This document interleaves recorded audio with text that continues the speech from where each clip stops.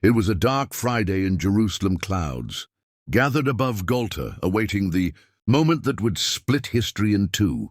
At the foot of 3 crosses, a Roman centurion was carrying out orders. Another crucifixion this time. It was Jesus of Nazareth. His job was clear make. Sure, Jesus died, and he did exactly that. When the 6th hour came, darkness covered all the land, lasting until the 9th hour. And at the 9th hour, Jesus cried out loudly, my God, why have you forsaken me?" Then Jesus, with a loud cry, breathed his last. Suddenly the temple veil was torn in two from top to bottom, and the centurion who stood facing him said, "Truly this man was the Son of God." On that day, the life of this Roman soldier changed forever. The one charged with overseeing the execution of Jesus was shaken to the very core of his being. He went from being an executioner to a witness, from piercing Jesus' body with a spear to becoming the first Gentile to believe he was indeed the Son of God. He abandoned his high rank within the most powerful empire on earth and joined the followers of Jesus. He carried the word to distant lands, proclaiming the gospel with the zeal of someone who had witnessed everything and whose life had been transformed. Yet his tragic end entered church history under the name now remembered Longinus. Before that dark Friday, Longinus had been a Roman centurion. Centurions were legion commanders, each responsible for more than 100 soldiers. They were officers greatly admired for their discipline, courage, and effectiveness on the battlefield. His entire life had revolved around toughness, violence, and duty. To become a centurion, strength alone wasn't enough. One had to be intelligent, strategic, and above all ruthless, and Longinus was precisely that. His life was discipline, order, and blind obedience to Rome. He had witnessed death without flinching. He had executed orders without hesitation. He had become an instrument of the empire. Until that day, the city had not yet fully awakened, but already hurried footsteps echoed, and hushed voices whispered a name that spread through the shadows: Jesus of Nazareth. The night before, he had been arrested in the Garden of Gethsemane, betrayed by a kiss from one of his own disciples, Judas Iscariot, who sold him out for 30 pieces of silver. He was taken before the Sanhedrin, the council of chief priests, who accused him of blasphemy for declaring himself the Son of God. There they beat him, spat on him, and condemned him, yet they lacked the power to execute him. For that, they needed Rome's approval. And so at dawn they brought him before Pontius Pilate, the Roman governor of Judea. Pilate, sitting at the judgment seat, looked curiously at Jesus and asked, "Are you the king of the Jews?" Jesus calmly answered, "You have said so." The chief priests and elders kept bringing accusations, but Jesus remained silent. Pilate, perplexed, leaned toward him and said, "Don't you hear everything they're accusing you of? Aren't you going to defend yourself?" Jesus said, "Nothing, not a single word." He neither justified nor defended himself. Pilate was astonished. He had seen criminals beg, lie, and weep to save their lives, but this man had an overwhelming calmness. Just then, a messenger hurriedly approached the tribunal. He brought an urgent message from Pilate's wife: "Have nothing to do with this innocent man, for I have suffered greatly today in a dream because of him." Pilate shifted restlessly in his seat. He sensed something far greater than himself was unfolding, and he was powerless to stop it. During Passover, it was customary to release one prisoner. Pilate saw this as his chance and gave the crowd a choice: Jesus or Barabbas, a notorious criminal, a known murderer. But the priests and religious leaders stirred up the crowd to shout in anger, "Release Barabbas." Pilate raised his hands and asked, "Then what shall I do with Jesus?" The crowd roared with fury, "Crucify him." Uneasy, Pilate asked once more, "Why? What evil has he done?" But their response was fiercer than before. "Crucify him, crucify him." Pilate saw clearly that he stood powerless before the rising tide of fury. He took a basin filled with water and washed his hands before the entire crowd. "I am innocent of this righteous man's blood. His fate rests with you." Then Pilate freed Barabbas. He handed Jesus over to be crucified. The Son of God's fate was sealed. The soldiers took Jesus into the praetorium. The centurion Longinus stood firmly at the entrance. As always, he had overseen dozens of punishments. He had watched many men die, but on this day, something felt distinctly different. The prisoner before them offered no resistance. He didn't scream, he didn't curse, he didn't beg. He endured each blow as if he knew it was necessary. The soldiers, cruelly amused, stripped him of his clothing. They bound him tightly to a pillar and began to whip him mercilessly. The whip fell again and again, tearing flesh without pity. Yet even then he did not cry out. Longinus watched, arms crossed, his face carved by years of violence, yet something in his eyes had begun to shift. The other soldiers mocked him. They placed a purple robe around his shoulders, twisted a crown of thorns, and drove it onto his head. Blood streamed down his face, yet his eyes remained open, steady, calm. They placed a stick in his hands, as if it were a scepter, knelt before him, and laughed, shouting mockingly, "Hail, King of the Jews!" Longinus did not join in their mockery. He only watched, and for the first time in years he felt uneasy, not because of the violence, but because of the dignity of this beaten man. They spat on him, struck him repeatedly on the head with the stick. Finally, when they tired of their cruel game, they tore off the robe, dressed him again in his own clothes, and prepared him for crucifixion. But Longinus could not look away. Something within him, still asleep, began to stir. He couldn't understand why this man did not defend himself. He couldn't understand why, in the midst of humiliation, there was no hatred in his face, only profound compassion. While others laughed, he began to question who truly was this man. He didn't know yet, but very soon he would, because on that day Longinus would witness the greatest act of love the world had ever known, and from then on his life would never be the same. The soldiers took hold of Jesus, pushing him out of the torium and onto his shoulders. They placed a rough, heavy cross, already stained by the histories of other condemned men. The path toward Golgotha had begun. The centurion Longinus marched at the front, clearing the way through the crowd. It was his duty to lead the prisoner to the place of crucifixion. Golgotha, the hill of skulls, where those Rome wished to forget were sent to die. Jesus moved forward. Amid shouts, some spat upon him, others hurled insults, yet there were also those who silently wept in the midst of the crowd. His mother Mary desperately sought him with her eyes. She couldn't see him, so she turned to the disciple John. "John, help me, take me to my son." Together they pushed through the crowd, but suddenly a soldier shoved Jesus violently. His weakened body collapsed onto the stones. It was the first time he fell. Jesus fell, and the cross crashed down on top of him. Soldiers struck him again, yelling fiercely, "Get up!" With a painful effort, Jesus slowly rose once more. Mary and John reached him just as Jesus fell. A second time, Mary could no longer hold back. She rushed to his side, knelt beside him, hands trembling and eyes filled with sorrow. In a broken voice she whispered, "I am here." Jesus lifted his blooded face and softly replied, "You see, Mother, I make all things new."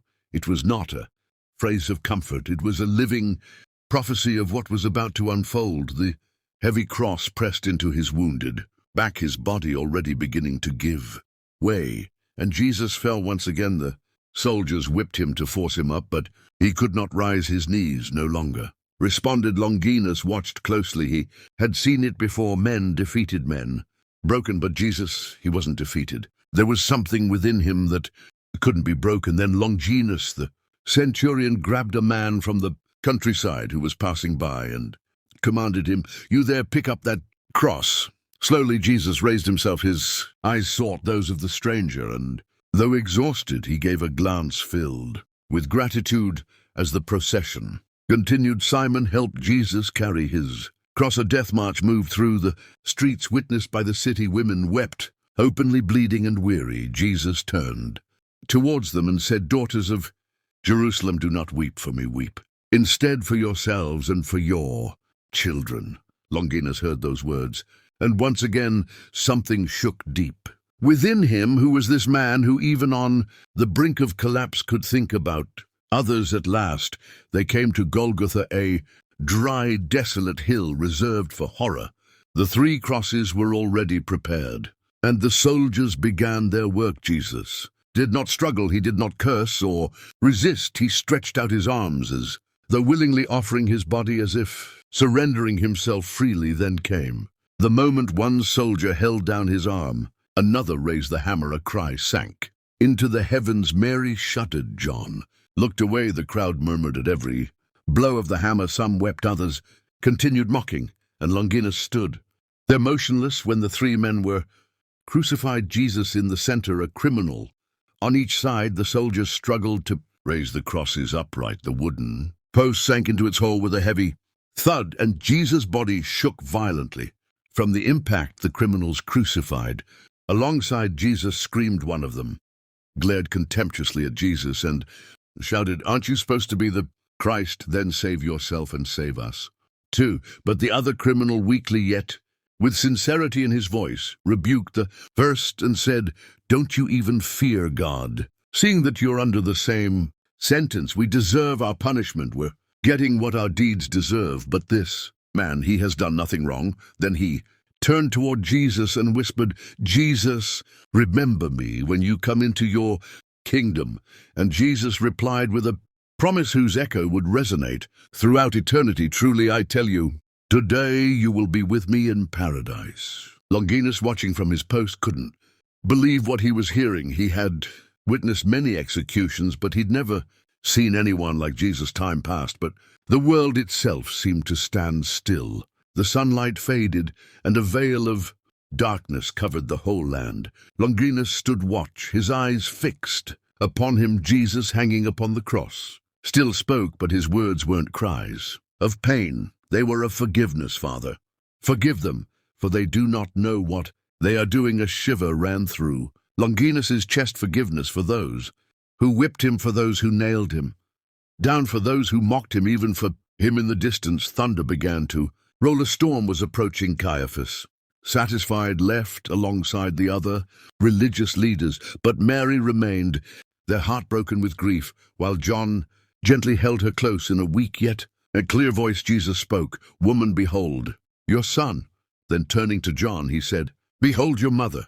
Jesus' body began to falter, and suddenly, with a cry that shattered the silence, he called out to heaven, my God, why have you forsaken me?" Some nearby thought he was calling for Elijah. They believed he was pleading for heavenly intervention, that the prophet himself would come to rescue him. One bystander ran, soaked a sponge with vinegar, placed it on a reed, and raised it to Jesus' lips. But Jesus did not drink. He refused comfort. His sacrifice had to be complete. A solemn silence fell upon the scene. Jesus lifted up his gaze, knowing the end was near. Then, gathering every last bit of strength within, he cried out, "It is finished." Heaven held its breath, and for the last time, Jesus raised his eyes to the sky and said, "Father, into your hands I commit my spirit." With those words he bowed his head and died. Suddenly the earth answered. At that very moment, the ground beneath everyone's feet began to quake. A violent earthquake shook Jerusalem. Rocks split apart, tombs fell open, and the temple veil tore in two from top to bottom. The crowd fell. Silent faces that once mocked now filled with terror. Many began beating their chests, realizing what they had done. Then the centurion Longinus dropped to his knees. Words escaped from his lips before he could stop them, and with a trembling voice he declared openly, "Truly this man was the Son of God." The centurion who oversaw his crucifixion became the first Gentile to publicly acknowledge the crucified Christ. And then silence fell like a shroud over Golgotha. Jesus' body hung lifeless. The soldiers, disturbed by the growing unrest, began to withdraw. The crowd, confused and fearful, scattered. It was preparation day for the Passover, and Jewish custom demanded that no bodies remain on the crosses during the Sabbath. So they went to Pilate, requesting that the legs of the condemned be broken to hasten their deaths. The order was passed to the centurion Longinus, and he gave the command without hesitation. The soldiers grabbed a heavy iron bar, approached the thieves crucified alongside Jesus, and shattered their legs. Longinus knew that Jesus was already dead, yet it was his duty to verify it. It was Roman law, so Longinus took up his spear, moved toward the cross, and with one swift thrust pierced Jesus' side. And in that moment, blood and water flowed out. The evangelist John, who was standing There would later solemnly write, "And he who saw it bore witness, and his testimony is true." Longinus gazed at the wound and then at his spear stained. With that pure blood unknowingly he had just witnessed the fulfillment of the prophecy, "They will look upon him whom they have pierced." It was a symbol blood. To redeem water, to purify the blood fell upon his face, and tradition tells that his eyes had been suffering from an ailment that clouded his vision, yet as soon as that sacred mixture touched his eyes, his sight was restored right there, at the foot of the cross, beneath the skies still weeping. Longinus finally understood. He understood that he hadn't executed a rebel. He had thrust his spear into the body of the Son of God. He fell to his knees once again, but this time as a believer. The Holy Scriptures don't detail every moment that followed, yet church tradition and various ancient writings recount what came next. Longinus, shaken and disturbed by what he had witnessed, could not simply return to the camp as if nothing had happened. For days sleep eluded him. The image of Christ hanging from the cross, silent and still, haunted him like a fire that refused to die out. He could no longer follow orders without wondering if he was serving truth or a blind empire. After the crucifixion, rumors began swirling through Jerusalem, whispers that Jesus' tomb had been found empty. Some spoke of visions and encounters with the very man he had watched die that day. Upon the cross, the centurion listened in silence, yet every word reached deep within, igniting something new in his heart. In the depth of his soul, he knew it was no lie. Something within him whispered that death had not been the end. For days he found no peace. Images of Golgotha haunted him like a sacred fire. He remembered every word Jesus spoke, every glance, every silence, and while the world returned to its routines, he could not return to his. He could no longer be the ruthless centurion he'd been for years. His heart, forged from iron and bloodshed, began to crack when he heard the rumors that some had seen him alive. He wasn't surprised. He felt neither skepticism nor confusion, only quiet, powerful certainty. Yes, it was true. Jesus had overcome death. For the first time, Longinus began to truly understand faith. For the first time, he grasped the real burden of the cross, the miracle of forgiveness, and the mighty power of redemption. At last he understood. He resigned his position. He shed his armor, returned his sword, and, without looking back, left the Roman army. And thus began his journey of faith. He joined the disciples, sought out those who had known Jesus, and started to learn from the very one he had once executed. His name, Longinus, began to spread among the first believers. The Roman centurion, who had led men in the name of empire, now walked barefoot, his heart ablaze, proclaiming a king whom he had once helped crucify. For years he journeyed throughout the regions of Cappadocia and Caesarea in modern-day Turkey, proclaiming the name of the one he had once crucified. "I watched him die," he would say, "yet in his death I found life." His testimony was powerful. He didn't speak from theory or hearsay. He had been there himself, and his story moved hearts. The hand that once wielded the sword now courageously raised the word of the gospel. There, Longinus preached the good news, and many believed because he wasn't just any preacher. He was the centurion who had stood at the foot of the cross. But Rome did not forgive those who turned away from its authority, and so persecution soon followed. Longinus was arrested. He was interrogated, beaten, and threatened with death. They offered him freedom in exchange for denying Christ. Yet Longinus, with the peace of one who had discovered the truth, responded with unwavering faith. Thus he was condemned. The same empire that once trained him as a soldier would now execute him as a traitor. They took him outside the city, and there atop a lonely hill he was beheaded. Longinus died as a martyr, not in fear, but with eyes lifted upward, mirroring the one he had watched raise his gaze on the cross and say, "Father, into your hands I commit my spirit." His body was buried in the region of Cappadocia, and soon local Christians began venerating him as a saint. Many claimed that miracles and healing occurred at his tomb, and his name became known not as an executioner, but as a witness, as a believer, as a martyr. And so, through the passing centuries, the church recognized him as a saint, St. Longus, the one who saw, the one who believed, the one who died for him, who first died for him. Yet he wasn't alone. You must learn about Peter, John, James, Andrew, Philip, Thomas, Bartholomew, Matthew, Simon, Thaddeus, and